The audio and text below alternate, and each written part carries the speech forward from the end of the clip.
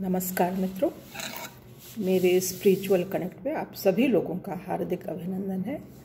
आज मैं आप लोगों को भक्त शिरोमणि वीरा, भक्त मीरा, श्याम दीवानी मीरा के बारे में कुछ बताने वाली हूँ मित्रों।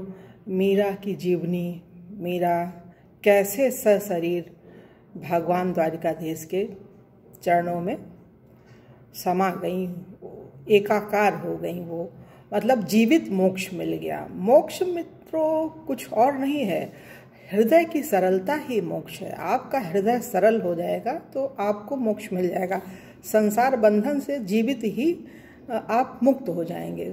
आपको न अहमता रहेगी, न ममता रहेगी, सिर्फ भगवान रहेंगे। जब भगवान आ गए जीवन में तो फिर मोक्ष तो मिल ही जाता है, जीवित मोक्ष हो ही जाता है मित्रों।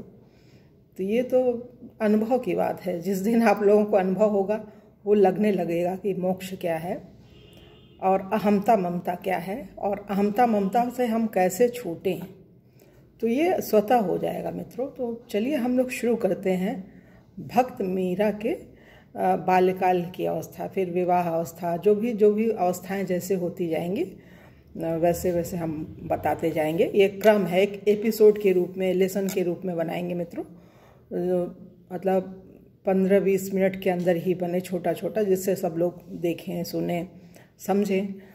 तो चलिए शुरू करते हैं मित्रों। माँ मीरा, भक्त मीरा के बारे में। मीरा का पितृकुल, पिता के घर में कैसे रहीं, क्या किया, क्या नाम था, कैसे क्या हुआ, तो वो सुनिए मित्रों। मीराबाई मेड़ता के राठौर राव दूधा के पुत्र रतन सिंह की इकलौती पुत्री थी। मतलब राठौर राव दूधा जो है इनके दादाजी थे मीरा के। राव दूधा के 6 पुत्रों में सबसे बड़ा वीरमदेव था, जो तत्कालीन राज्य परंपरा के अनुसार राव दूधा के पश्चात मेड़ता का शासक बना, और उसी का पुत्र था वीर ज्येष्ठ जयमल, जिसने चित्तौड़ की रक्षा हेतु बादशाह अकबर की विशाल सेना से युद्ध करते हुए अपने प्राणों का बलिदान दिया था। ये जयमल बहुत वीर योद्धा थे मित्रों। इनके बारे में बोला जाता है कि जब ये युद्ध के क्षेत्र में लड़ रहे थे तो इनका मतलब सर कट गया था और धड़ लड़ रहा था हाथों में तलवार लेकर के। मतलब ये बहुत ही वीर थे, ये वही हैं। इनका नाम जो है इतिहास में दर्ज हो गया। तो ये सब पात्र हमें बड़े अच्छे लगते हैं, बहुत प्रेरित करते हैं कि इनके बारे में हम कुछ बोलें, दर्शकों को बताएं। तो ये हमारी आत्मा की आवाज़ है मित्रों। इसको ध्यान से सुनिए और ज़्यादा से ज़्यादा लोगों को शेयर, सब्सक्राइब कीजिए, तो जिससे मनोबल बढ़े हमारा, हम और अच्छा बनाए वीडियो आप लोगों के लिए मित्रों। तो ये चीज़ है। रतन सिंह राव दूधा का चतुर्पुत्र व वीरमदेव का छोटा भाई था। मीराबाई इसी रतन सिंह की पुत्री थी। रतन सिंह के छोटे होने के कारण उसे गुजारे के लिए 12 गांव राव दूधा की तरफ से दिए गए थे। इन गांवों में एक गांव कुड़की था। कुड़की में ही मीराबाई का जन्म हुआ था। कुड़की था जहां रतन सिंह अपने परिवार सहित रहता था, और इसी कुड़की गांव में मीरा का जन्म हुआ था। रतन सिंह कुड़की गांव में रहते थे और यहीं पे मीरा जी का जन्म हुआ था। मीरा की माता का नाम वीर कौरी था, जो झाला वंश की थी। मीरा की जन्म तिथि के बारे में बड़ा विरोधाभास है मित्रों। तो हमने जो पढ़ा है, समझा है, तो हमने वो थंबनेल में वो हेडलाइन दे दी है। तो हम आप लोग को बता रहे हैं, इसको सुनिए। छोटा भी कर सकते हैं, लेकिन इतिहास के बारे में कुछ जानकारी तो होनी चाहिए, इसलिए इसको पूरा सुनिए ध्यान से। मीरा की जन्म तिथि, मीरा का जन्म जब कब हुआ था, इस संबंध में विद्वानों में बड़ा मतभेद है, क्योंकि प्राचीन शिलालेखों, ताम्रपत्रों में इसका कोई उल्लेख नहीं मिलता है। इसका प्रमुख कारण उस समय की सामाजिक परंपरा है, जिसके अनुसार स्त्रियों का उल्लेख नहीं किया जाता था और न ही उनकी जन्म कुंडली आदि बनवाई जाती थी। प्राचीन ऐतिहासिक सामग्री के अभाव में राजस्थान के इतिहास के प्रथम लेखक, ये ध्यान वाली बात है, इसको नोट करिए मित्रों। प्रथम लेखक कर्नल डॉड ने अपनी पुस्तक Annals and Antiquities of Rajasthan में मीरा को मेवाड़ के महाराणा कुंभा की रानी लिखा। ये सर्वथा अनुचित है ये। और राणा कुंभा का समय संवत 1460 से 1527 ईस्वी, सन 1403 से 1470 तक स्थिर किया है, जिसके अनुसार मीरा का जन्म विक्रम संवत 1460 ईस्वी सन 1403 से पूर्व ही होना चाहिए। किंतु अन्य ऐतिहासिक खोजें एवं साहित्यिक अनुसंधान के अनुसार कर्नल डॉट का यह कथन पूर्ण रूप से असत्य सिद्ध होता है। ये सही चीज नहीं है। राजस्थान के इतिहासविद श्री हरविलास शारदा ने मेवाड़ के महाराणा सांगा पर एक प्रामाणिक पुस्तक लिखी है। उस पुस्तक में श्री शारदा लिखते हैं, कर्नल डॉट ने मीराबाई को राणा कुंभा की रानी माना है। यह एक भूल है, ये सर्वथा सही नहीं है, गलत है। कुंभा संवत 1524 ईस्वी सन 1467 में मारे गए थे, जबकि मीरा के पितामह राव दूता उस वर्ष के पश्चात मेड़ता के शासक हुए थे। ये देखिए, ये चीज़ है, इससे आप लोगों को क्लियर हो जाएगा मीरा के जन्म का समय। मीरा के पिता रतन सिंह कुंभा की मृत्यु के 59 वर्ष पश्चात खानवा के युद्ध में मारे गए थे। मीराबाई का विवाह राजकुमार भोजराज के साथ संवत 1573 ईस्वी सन 1516 में संपन्न हुआ और बोला जाता है इनका जन्म है 1503। हमने लिखा भी है मित्रों थंबनेल में इसको। मीराबाई का संवत 1555 ईस्वी सन 1458 में जन्म हुआ तथा संवत 1603 ईस्वी सन 1546 में उनकी मृत्यु द्वारिका में हुई, जहां वह कई वर्षों से निवास कर रही थी।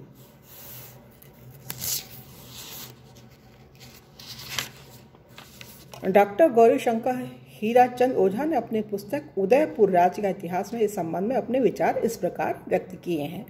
महाराणा सांगा का ज्येष्ठ कुंवर भोजराज था, जिसका विवाह मेड़ता के राव वीरम देव के छोटे भाई रतन सिंह की पुत्री मीराबाई के साथ विक्रम संवत 1573 ईस्वी सन 1516 में हुआ था। मीराबाई मेड़ता के राठौर राव दूदा के चतुर्थ पुत्र रतन सिंह की, जिसकी दूदा ने निर्वाह के लिए 12 गांव दे रखे थे, इकलौती पुत्री थी।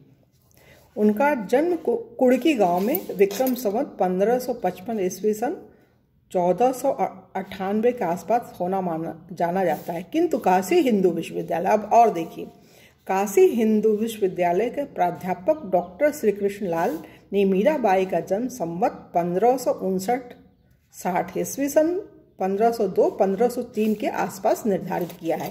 ये मिलता जुलता है, ये सही है 1502-1503 वाला।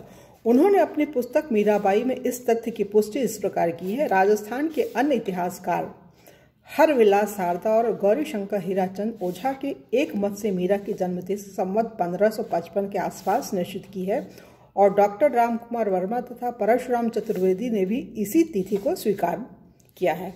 परंतु इस तिथि को स्वीकार करने में एक आपत्ति यह है कि विवाह के समय मीरा की अवस्था 18 वर्ष की आती है, जो देश काल को देखते हुए अधिक जान पड़ती है। मुसलमानों के अत्याचार के कारण ही मध्ययुग में बाल विवाह की प्रथा चल पड़ी थी और कहीं कहीं तो अपनी लज्जा बचाने के लिए बालिका वध की प्रथा भी प्रचलित हो गई थी। मीरा के जन्म के कुछ ही दिनों पहले संवत 1548 में गढ़गौर के मेले से 140 कुमारी राठौर कन्याओं का हरण हुआ था, जिनकी रक्षा के लिए जोधपुर के महाराव सातव देव तथा मीराबाई के पितामह राव दूदा ने मुसलमानों से घोर युद्ध किया था। ऐसे वातावरण में यह कैसे संभव था कि राव दूदा और वीरम देव 18 वर्ष की अवस्था तक अपनी कन्या को कुमारी ही रखते। फिर संवत 1555 में मीरा का जन्म मानने पर उनके पति कुंवर भोजराज के जन्म से संवत 1553 के आसपास अथवा कुछ पहले ही मानी होगी। इस प्रकार महाराणा सांगा, जिनका जन्म संवत 1539 12 अप्रैल सन 1483 ईस्वी में हुआ था, 14 वर्ष की अवस्था में ही एक संतान के पिता बन जाते, जो संभावना से दूर जान पड़ता है। फिर जब पुरुष होकर भी महाराणा सांगा का विवाह 14 वर्ष से भी कम अवस्था में हो गया था, तब यह कैसे संभव हो सकता है कि बालिका होकर भी मीरा 18 वर्ष तक अविवाहित रहती है। एक उदाहरण दे करके बताया है। वे भी तो एक बड़े वंश की इकलौती बेटी थी, अस्तु संवत 1555 के आसपास मीरा का जन्म मानना युक्ति संगत नहीं जान पड़ता। भक्तमाल में मीरा की विवाह के समय की अवस्था 12 वर्ष लिखी गई है। भक्तमाल की कथा में मीरा भी है। भक्त शिरोमणि मीरा है, सबसे श्रेष्ठ है, सशरीर भगवान को प्राप्त हुई और अनाथनाथ बसु ने 11 वर्ष स्थिर की है। संभवतः इसी के आधार पर मेकालिफ ने मीरा की जन्मतिथि संवत 1561 स्थिर की है।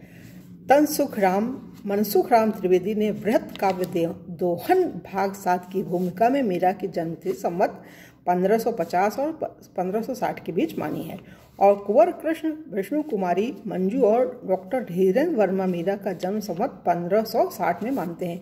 सभी बातों पर सम्यक विचार करने पर मीरा की जन्मतिथि संवत 1559-60 के आसपास ठीक जान पड़ती है।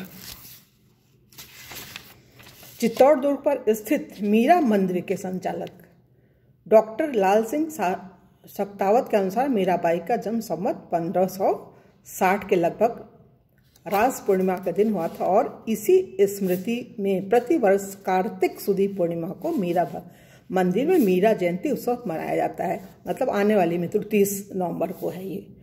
अतः उपरोक्त तथ्यों के विवेचन के आधार पर मीरा का जन्म संवत 1560 ईस्वी सन 1503 में होना ही अधिक युक्तिसंगत जान पड़ता है मित्रों। तो आज हम इतना ही बड़ा बना रहे हैं इस वीडियो को, इतनी जानकारी है। कल की वीडियो में आप लोगों से पुनः मिलेंगे, फिर और आगे के बारे में बताएंगे मित्रों। तब तक के लिए जय हिंद, जय भारत, ओम शांति, ओम शांति, ओम शांति।